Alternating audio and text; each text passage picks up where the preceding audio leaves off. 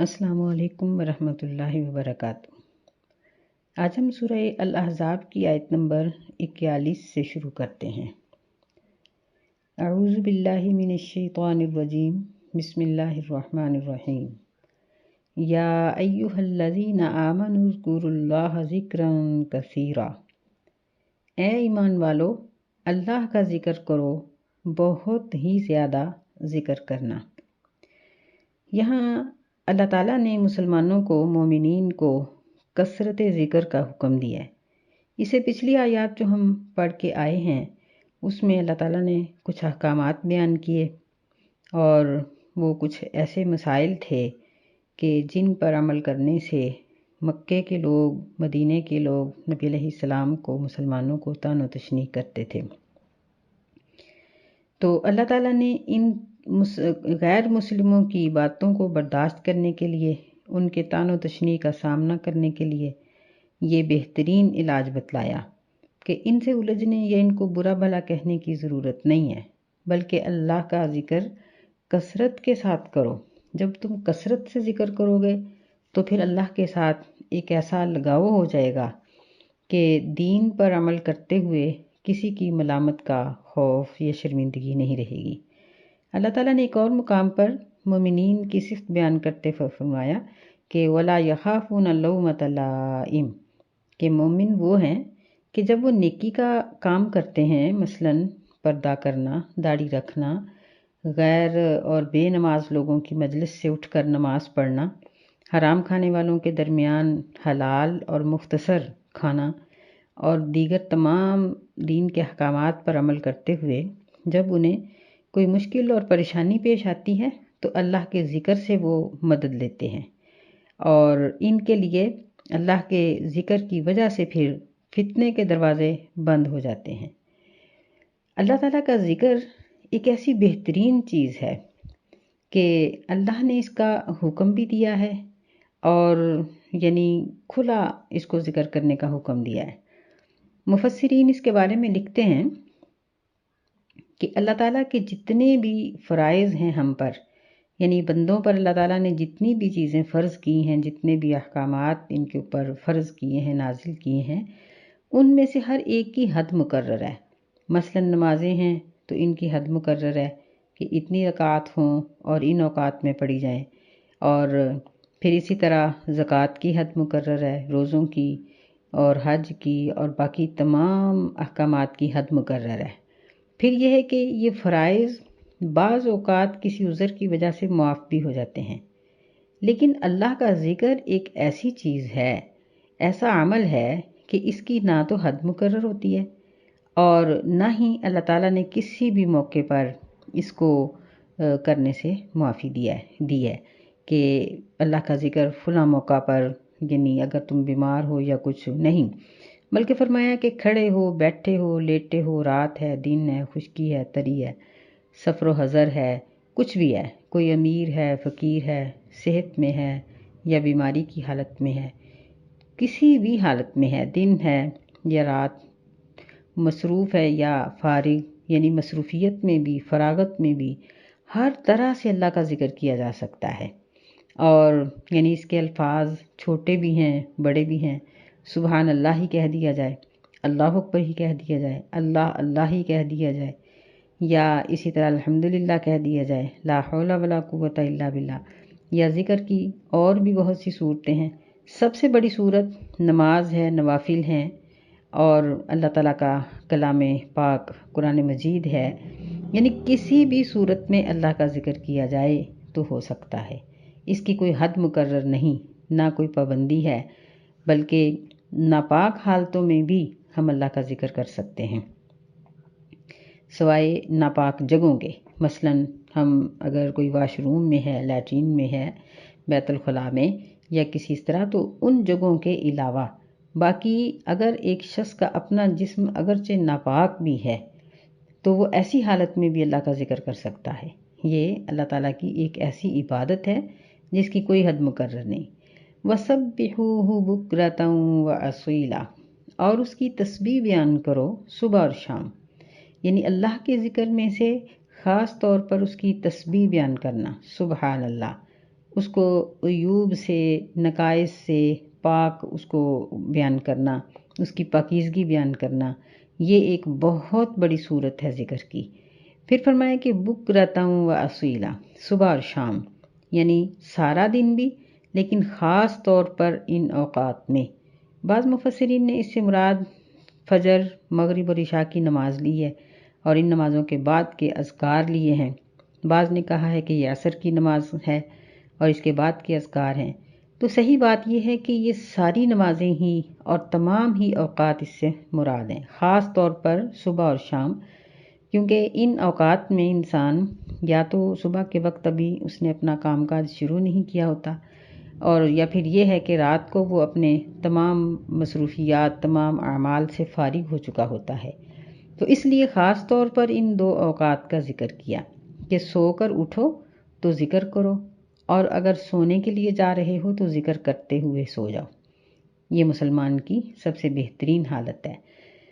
هو الذی یصلی علیکم وملائکتہ لیخرجکم من الظلمات الی النور۔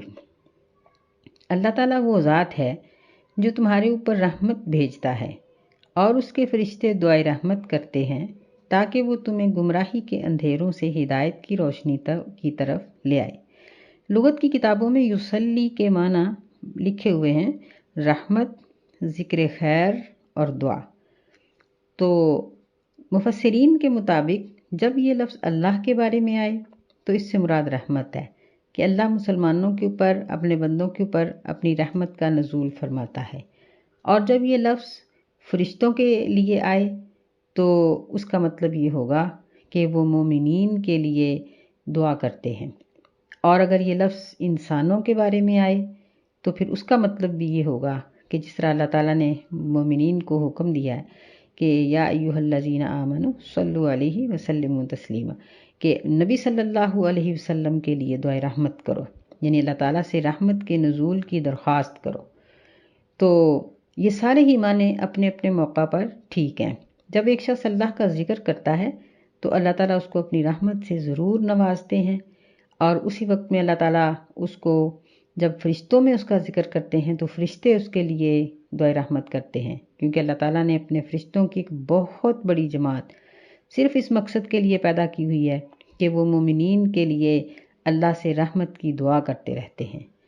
تو یہ اللہ تعالیٰ کی ایک بہت بڑی رحمت ہے، لِیُخْرِجَکُم مِّنَ الظُّلُمَاتِ إِلَى النُّورِ، یعنی اللہ کی رحمتیں جس پر نازل ہوں اور جو شخص فرشتوں کی دعاؤں کا حقدار بن جائے، اس کے لیے گمراہی سے نکلنا اور ہدایت کی طرف آنا پھر مشکل نہیں رہتا، بلکہ آسان ہو جاتا ہے، اور اس کی دلچسپی اس میں پیدا ہو جاتی ہے۔ وَكَانَ بِالْمُؤْمِنِينَ رَحِيمًا، اور اللہ تعالیٰ مومنین کے ساتھ بہت ہی زیادہ رحم کرنے والا ہے۔ تو یہاں فرشتوں کا ذکر اس لیے اللہ نے فرمایا کہ جب اللہ نے اپنا ذکر کرنے کا حکم دیا تو پھر اس کے ساتھ ہی یہ بات بھی ذکر ہو گئی کہ جب بندہ اللہ کی عبادت کرتا ہے تو اللہ تعالیٰ آسمان پر اس کو اپنے فرشتوں کی مجلس میں یاد کرتا ہے۔ نبی علیہ السلام کی حدیث ہے کہ اللہ تعالیٰ فرماتے ہیں انا عند ظن عبدی بھی، کہ میرا بندہ میرے بارے میں جو بھی گمان کرتا ہے میں اس کے مطابق اس کے ساتھ معاملہ کرتا ہوں۔ یعنی ذکر کا اثر، ذکر کا فائدہ صرف دنیا میں نہیں ہے بلکہ آخرت میں بھی بہت زیادہ ہے،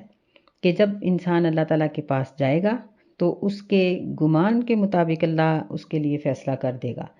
یعنی جو اللہ کا ذکر کرے گا، ظاہر ہے کہ اللہ تعالیٰ کے بارے میں اچھا سوچے گا، اور جب وہ اچھا سوچے گا یعنی وہ اس بات کی امید رکھے گا کہ اللہ میرے گناہ معاف کرے گا اور مجھے میرے اوپر اپنی رحمت کرے گا اور مجھے جنت میں داخل کر دے گا، تو اللہ اس کے مطابق اس کے ساتھ معاملہ کرتے ہیں۔ پھر اللہ تعالیٰ فرماتے ہیں کہ وَأَنَا مَعَهُ إِذَا ذَكَرَنِي، کہ میرا بندہ جب مجھے ذکر کرتا ہے تو میں اس کے ساتھ ہوتا ہوں، یعنی میری مدد اس کے ساتھ ہوتی ہے اور وہ میرے علم میں ہوتا ہے۔ پھر فرماتے ہیں کہ جب میرا بندہ مجھے اپنے دل میں ذکر کرتا ہے، یاد کرتا ہے، تو ذکرتہ فی نفسی، میں بھی اس کو اپنے دل میں یاد کرتا ہوں۔ وَإِذَا ذَكَرَنِي فِي مَلَئٍ، جب وہ کسی جماعت میں یا کسی شخص کے سامنے بیٹھ کر مجھے یاد کرتا ہے تو ذکرتہ فی مَلَئٍ خَيْرٌ مِّنْهُمْ، میں اس کو ایسی مجلس میں یاد کرتا ہوں جو دنیا کے انسانوں سے بہت بہتر ہے، اور پھر اگر وہ میرے قریب آنا چاہتا ہے تو میں اس کے قریب آتا ہوں۔ یہ ایک لمبی حدیث ہے کہ فرمایا کہ اگر وہ میری طرف ایک گز آتا ہے، اگر وہ میری طرف ایک ہاتھ بڑھتا ہے تو میں ایک گز اس کی طرف بڑھتا ہوں، اور اگر وہ ایک گز میری طرف بڑھتا ہے تو میں اس کی طرف تقربت الیہ باعًا، ذرا کہتے ہیں بازو ایک ہاتھ کو، اور باعًا کہتے ہیں ایک گز کو۔ اور اگر وَإِنْ أَتَانِي يَمْشِي، اگر وہ میرے طرف چلتا ہوا آتا ہے، یعنی آہستگی سے عمل کرتا ہے، آہستہ رفتار کے ساتھ، تو أَتَيْتُهُ هَرْوَلَةً، میں دوڑ کر اس کی طرف آتا ہوں، یعنی تیزی سے میں اس کو اپنی رحمت کی تحویل میں لے لیتا ہوں۔ سبحان اللہ، یہ ہے اس کا رحم کہ وہ فرما رہا ہے وَكَانَ بِالْمُؤْمِنِينَ رَحِيمًا، کہ وہ مومنوں کے ساتھ بہت ہی رحم کرنے والا ہے۔ تحیتہم یوم یلقونہ سلام، تحفہ ان کا جس دن وہ اللہ سے ملیں گے سلام ہوگا۔ وَأَعَدَّ لَهُمْ أَجْرًا كَرِيمًا، اور اس نے ان کے لیے بہت ہی عزت والا اجر تیار کر رکھا ہے۔ یعنی جس دن اللہ تعالیٰ کے بندوں کی اللہ سے ملاقات ہوگی، اور ظاہر بات ہے کہ یہ جنت میں ہوگی، تو اس دن اللہ تعالیٰ فرمائیں گے سلام قولا من رب الرحیم، کہ رب رحیم کی طرف سے تم پر سلام ہو۔ اور پھر اسی طرح فرشتوں کے بارے میں بھی ذکر آتا ہے کہ جب نیک لوگ جنت میں جائیں گے تو فرشتے ان کے اوپر ہر دروازے سے داخل ہوں گے اور کہیں گے کہ سلام علیکم بما صبرتم، کہ تم دنیا میں بہت صبر کر کے بڑے حوصلے کے ساتھ، بڑی کوشش کے ساتھ دین پر عمل کرتے رہے، تو اب تمہارے لیے سلامتی ہے۔ فَنِعْمَ عُقْبَى الدَّارِ، اور تمہارے لیے آخرت کا بہت ہی اچھا انجام ہے۔ اسی طرح اللہ تعالیٰ نے قرآن مجید میں ایک اور جگہ پر بھی فرمایا کہ دعواہم فیہا سبحانک اللہم وتحیتہم فیہا سلام، کہ جنتیوں کو جنت میں وہ جب سبحان اللہ کہیں گے تو ان کو سلامتی کا تحفہ دیا جائے گا۔ وَعَدَّ لَهُمْ أَجْرًا كَرِيمًا، اللہ تعالیٰ نے مومنین کے لیے بہت ہی عزت والا اجر رکھا ہے۔ دنیا میں ہم دیکھتے ہیں کہ بعض اوقات انسان مال کماتا ہے، مال تو کما لیتا ہے لیکن وہ پیشہ عزت والا نہیں ہوتا، بلکہ بہت یا تو بظاہر بعض پیشے ایسے ہوتے ہیں کہ وہ یعنی گندا کام کرنا پڑتا ہے، یا بعض پیشے ایسے ہوتے ہیں جس طرح رشوت ہے، سود ہے، کہ ان میں انسان کے لیے ذلت ہوتی ہے۔ لیکن جنت میں جو انسان کو رزق ملے گا وہ سراسر عزت والا ہوگا، اس میں اور کوئی کسی ذلت یا کسی شرمندگی کی ملاوٹ نہیں ہوگی۔ یا ایہا النبی انا ارسلناک شاہدا ومبشرا ونذیرا، یعنی جب اللہ تعالیٰ نے اپنے ذکر کی یہ ساری تفصیل ہمیں بیان فرمائی تو یہاں یہ بات ذکر کرنا بھی بہت ضروری تھی کہ جس طرح اللہ کی اطاعت واجب ہے اور اللہ کی اطاعت کرنے والوں کے لیے اجر ہے، تو یہ بات ذہن میں رہے کہ اللہ کی اطاعت اسی وقت مکمل ہوگی جب نبی صلی اللہ علیہ وسلم کی اطاعت کی جائے گی۔ اس لیے فرمایا کہ اے نبی صلی اللہ علیہ وسلم انا ارسلناک، بے شک ہم نے بھیجا ہے آپ صلی اللہ علیہ وسلم کو گواہ بنا کر، ومبشرا خوشخبری دینے والا بنا کر، ونذیرا اور ڈرانے والا بنا کر، وداعیا الی اللہ باذنہ اور اللہ کی طرف دعوت دینے والا اللہ کے حکم سے، وسراجا منیرا اور چراغ روشن۔ یعنی یہ 5 صفات یہاں نبی صلی اللہ علیہ وسلم کی بیان کی گئی ہیں کہ جو آپ کو بحیثیت رسول آپ کو یہ عطا کی گئیں، اور اس میں جو آپ پر کچھ ذمہ داریاں ہیں، تو ان ذمہ داریوں کی وجہ سے آپ کو بہت عالی مرتبہ عطا کیا گیا۔ اس میں سے سب سے پہلی جو یہاں یہ صفت بیان کی گئی ہے، یعنی پہلی چیز تو سب سے یہ ہے کہ آپ کو رسول اور نبی بنایا گیا۔ یہ اللہ تعالیٰ کا بہت بڑا انعام ہے، اور اس انعام کے عطا کرنے کے بعد آپ میں یہ 5 صفات اللہ تعالیٰ نے پیدا فرمائی۔ پہلی یہ ہے کہ شاہدن، گواہی دینے والا۔ یہ شہادت 2 طرح کی ہے، ایک تو یہ کہ اس دنیا میں اس بات کی شہادت کہ اللہ کے سوا کوئی معبود نہیں اور اس کا دین سب سے سچا ہے، اور نبی علیہ الصلوۃ والسلام پر جو احکامات نازل ہوئے ہیں یہ سب اللہ تعالیٰ کے ہی احکامات ہیں۔ اور دوسری شہادت اس چیز کی ہے کہ آخرت میں نبی صلی اللہ علیہ وسلم انبیاء پر، مومنین پر گواہی دیں گے، اور یہ شہادت کبریٰ ہوگی۔ نبی صلی اللہ علیہ وسلم کی گواہی سب سے بڑی گواہی ہوگی۔ بعض لوگ اس سے مراد یہ لیتے ہیں کہ شاہد سے مراد حاضر ناظر اور اعمال کی پڑتال کرنے والا، تو یہ مطلب نہیں ہے، کیونکہ قرآن مجید میں بے شمار طریقے سے اللہ تعالیٰ نے یہ بات واضح کر دی ہے کہ نہ تو نبی عالم الغیب ہوتے ہیں اور نہ ہی ان کا حساب و کتاب سے کوئی تعلق ہوتا ہے، بلکہ وہ اللہ کے قاصد ہوتے ہیں اور اللہ کے مطیع اور فرما بردار ہوتے ہیں۔ دوسری صفت یہ بیان کی ہے مبشرہ، خوشخبری دینے والا، اور تیسری ہے نذیرہ، ڈرانے والا، یعنی جو اللہ کی اطاعت کرے اس کے لیے بشارت دینے والا، اور جو اللہ کی نافرمانی کرے اس کو ڈرانے والا بنا کر بھیجا گیا ہے۔ یہ اللہ تعالیٰ نے آپ کے لیے یہ یعنی آپ کا ایک وصف بنایا کہ آپ مومنین کو جنت کی بشارت دیتے ہیں، اور جو اللہ کی نافرمانی کرنے والے ہیں ان کو جہنم سے ڈراتے ہیں، اور مومنین کو بھی جہنم سے ڈراتے ہیں۔ پھر داعیاً الی اللہ، یعنی نبی علیہ السلام کی کلی دعوت اللہ کے حکم کے مطابق ہے۔ آپ نے اللہ کے حکم سے ہٹ کر یا اللہ کے حکم کے خلاف اپنی مرضی سے ایک بھی لفظ نہیں بولا، بلکہ آپ کی ساری دعوت، ساری احادیث، آپ کی ساری زندگی اللہ تعالیٰ کے حکم کے مطابق ہی ہے۔ یعنی نبی صلی اللہ علیہ وسلم اللہ کے بعد انسانوں میں سے سب سے واحد انسان ہیں کہ جن کی خاموشی، جن کا فعل، جن کی بات، ہر چیز حجت ہے، اور آپ کا حکم ماننا اور آپ کی اطاعت کرنا فرض ہے۔ وَسِرَاجًا مُنِيرًا، روشن چراغ اللہ تعالیٰ نے روشنی کرنے والا یا روشن چراغ بنایا۔ سراج اللہ تعالیٰ نے قرآن مجید میں سورج کے لیے بھی بولا ہے، اور نبی علیہ السلام کو بھی کہا گیا۔ سورج کی روشنی میں کچھ تھوڑی یعنی اچھی بھلی بلکہ گرمی ہوتی ہے، جبکہ چاند کی روشنی ٹھنڈی ہوتی ہے۔ تو نبی علیہ السلام کو سراج اس لیے کہا گیا کہ آپ لوگوں کو نافرمانی سے اللہ کے عذاب کا بھی بتاتے تھے اور ڈراتے بھی تھے، اور آپ ان کے لیے بہت نرم بھی تھے، اور لوگوں کو گمراہی سے نکال کر ہدایت کی طرف لے کر آنا یہ آپ کو بہت پسند تھا۔ وَبَشِّرِ الْمُؤْمِنِينَ بِأَنَّ لَهُم مِّنَ اللَّهِ فَضْلًا كَبِيرًا، یہ 5 صفات بیان کرنے کے بعد فرمایا کہ اے نبی صلی اللہ علیہ وسلم، لوگوں کو اس بات کی خوشخبری دے دیجئے کہ بے شک ان کے لیے اللہ تعالیٰ کی طرف سے بہت بڑا فضل ہے۔ فضل کا معنی ہوتا ہے کسی چیز کا برتر ہونا، زیادہ ہونا۔ تو یعنی یہ انسانوں کے اعمال کے مطابق اللہ تعالیٰ ہر مومن کو اس کی جنت عطا کرے گا، اور پھر اپنے فضل سے بہت کچھ اور بھی دے دے گا۔ جس طرح ایک اور مقام پر اللہ تعالیٰ نے فرمایا کہ جنتی جب جنت میں چلے جائیں گے، لَهُم مَّا يَشَاءُونَ عِندَ رَبِّهِمْ، ان کو جو وہ چاہیں گے ان کے رب کے پاس ملے گا۔ ذَلِكَ هُوَ الْفَضْلُ الْكَبِيرُ، یہ ہے اللہ کا بہت بڑا فضل، کہ یعنی اگر ایک شخص جنت میں چلا گیا یہ الگ بات ہے کہ ان کے درجات میں فرق رہے گا، لیکن نچلے سے نچلے درجے کا ادنا سے ادنا جنتی بھی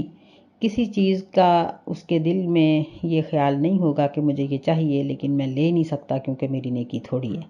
نہیں، اللہ تعالیٰ ہر ایک کو اپنے فضل سے جو وہ چاہے گا دے گا، اور جو اللہ تعالیٰ چاہے گا وہ اس کو دے دے گا۔ یہ اللہ تعالیٰ کا بہت بڑا فضل ہوگا۔ وَلَا تُطِعِ الْكَافِرِينَ وَالْمُنَافِقِينَ وَدَعْ أَذَاهُمْ وَتَوَكَّلْ عَلَى اللَّهِ وَكَفَى بِاللَّهِ وَكِيلًا، یہ وہی تعلیمات ہیں جن کا تذکرہ اللہ تعالیٰ نے اس سورت کے شروع میں کیا تھا۔ یہاں مختصراً پھر ان باتوں کو دہرایا گیا کہ وَلَا تُطِعِ الْكَافِرِينَ، اے نبی صلی اللہ علیہ وسلم اور ہم سب مسلمان مخاطب ہیں کہ کافروں کی اطاعت نہ کرو اور منافقوں کی اطاعت نہ کرو۔ یعنی کافروں کی اطاعت کیا ہوگی؟ ان کی بات کو ماننا، ان جیسا حلیہ بنانا، ان جیسا ماحول بنانا، اور ان کی عادات کو اپنانا، ان کی طرف رجحان رکھنا، یہ سب چیزیں، یعنی ان چیزوں سے بچو، ان کے پیچھے نہ لگو۔ اسی طرح منافقوں کے بھی پیچھے نہ لگو۔ وَدَعْ أَذَاهُمْ، اور چھوڑ دو ان کی تکلیفوں پر غور کرنا۔ یعنی ان کی طرف سے ایمان والوں کو جو تکلیفیں پہنچتی ہیں ان کو نظر انداز کر دو، ان کی طرف توجہ نہ رکھو۔ وَتَوَكَّلْ عَلَى اللَّهِ، اور اللہ پر توکل کرو، کیونکہ اس پر توکل یہ سب سے بڑی امید ہے مسلمان کی۔ وَكَفَى بِاللَّهِ وَكِيلًا، اور کافی ہے اللہ تعالیٰ بحیثیت وکیل، وکالت کرنے والا، کارساز، یعنی جس کا وکیل مضبوط ہو مقدمہ اسی کے حق میں ہوتا ہے، تو جس کا اللہ وکیل ہو اسے کسی اور چیز کی ضرورت نہیں رہتی۔ یا ایہا الذین آمنوا اذا نکحتم المؤمنات، اے ایمان والو جب تم مومن عورتوں سے نکاح کرو، ثم طلقتموہن من قبل ان تمسوہن، پھر تم ان کو طلاق دے دو اس سے پہلے کہ تم نے ان کو چھوا ہے، فما لکم علیہن من عدۃ تعتدونہا، بس تمہارے لیے ان کے اوپر کوئی بھی عدت نہیں جس کو وہ شمار کریں۔ فمتعوہن وسرحوہن سراحا جمیلا، بس ان کو فائدہ دے دو اور ان کو چھوڑ دو اچھے طریقے سے چھوڑ دینا۔ یہاں پھر اللہ تعالیٰ نے ایک معاشرے کا قانون بیان کیا کہ مرد اور عورت کا نکاح یہ اللہ تعالیٰ نے دین کا ایک حصہ رکھا ہے، اور نبی علیہ السلام نے فرمایا فمن رغب عن سنتی فلیس منی، جو شخص ہمارے طریقے سے بے رخ ہوتا ہے، بے رغبت ہوتا ہے، یعنی وہ نکاح نہیں کرتا، فلیس منی، تو وہ میری امت میں سے نہیں ہے۔ یعنی نکاح یہ صرف کوئی آپس کے عشق معاشرے کی زندگی نہیں ہے، نہ اس کو ایسا رنگ دینا چاہیے۔ آج کل جو معاملات خراب ہوئے ہیں اس کی بہت بڑی وجہ یہ ہے کہ ہم نے اس کو عبادت اور دین کا ایک حصہ سمجھنا چھوڑ دیا ہے،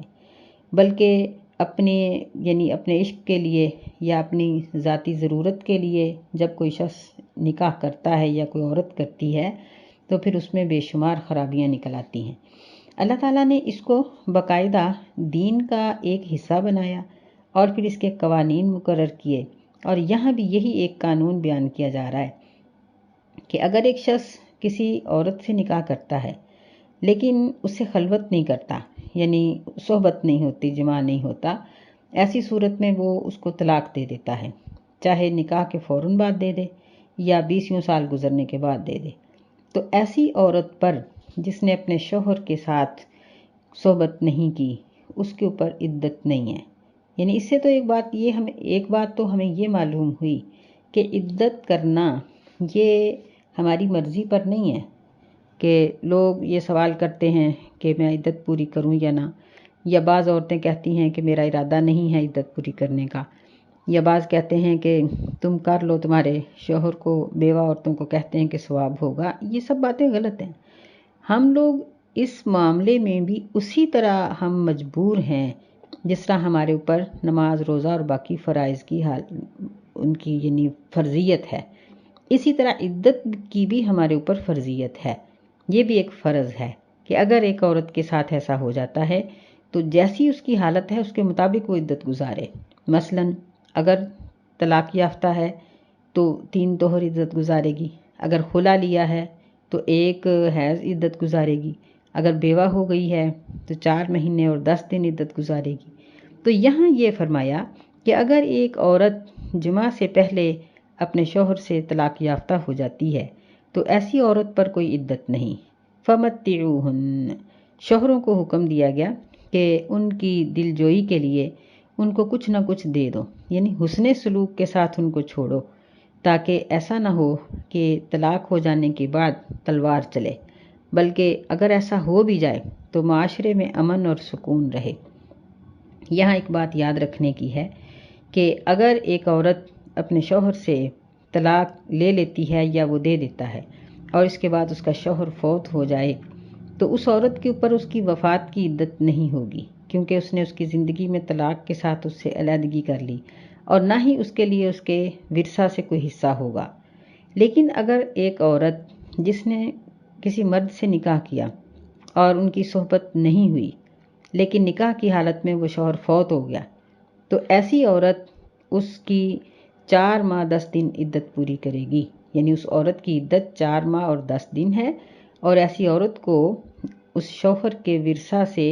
وراثت بھی ملے گی۔ کیونکہ اولاد تو اس کی، اگر آدمی اولاد والا ہے تو پھر اس کو 8واں حصہ ملے گا، اگر اس کا شوہر بے اولاد تھا تو پھر اس عورت کو 4تھا حصہ اس کی وراثت میں سے ملے گا۔ یعنی اگر صحبت کے بغیر طلاق ہو تو عدت نہیں ہے، اگر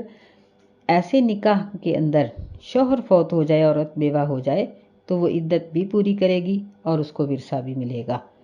تو یہ دین کے ایسے یہ پوائنٹس ہیں، ایسے مسائل ہیں کہ اگر ہم ان کو سمجھ لیں اور ان کے اوپر عمل کرنا شروع کر دیں تو ہمارا معاشرہ سدھر سکتا ہے۔ اللہ تعالی ہمیں سمجھنے کی توفیق عطا فرمائے، آمین۔ السلام علیکم ورحمۃ اللہ وبرکاتہ۔